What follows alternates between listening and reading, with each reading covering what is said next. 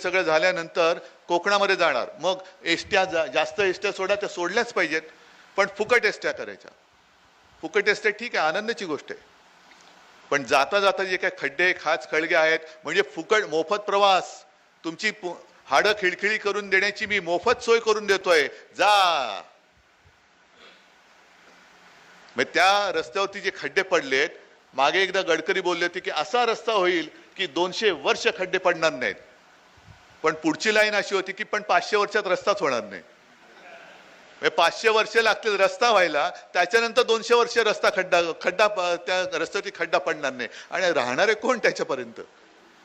मग रस्ता होतोय, मुंबई गोवा रस्ता होतोय, त्याच्यावरती खड्डे पडले, त्याच्यात ऍक्सिडेंट होतात, त्याच्यामध्ये हाडं खिळखिळी होतात, पण इकडे जर का मंडपासाठी रस्त्यावरती खड्डा खणलात तर 15,000 रुपये दंड. मग आज मी जाहीर करतोय, मुंबई ते गोवा किंवा मुंबई ते कोकण जेवढे खड्डे आहेत त्या प्रत्येक खड्ड्यावरती सरकारला दंड लावा. दंड सरकार, जा मोजा, खड्डे मोजा आणि सरकारला दंड लावा.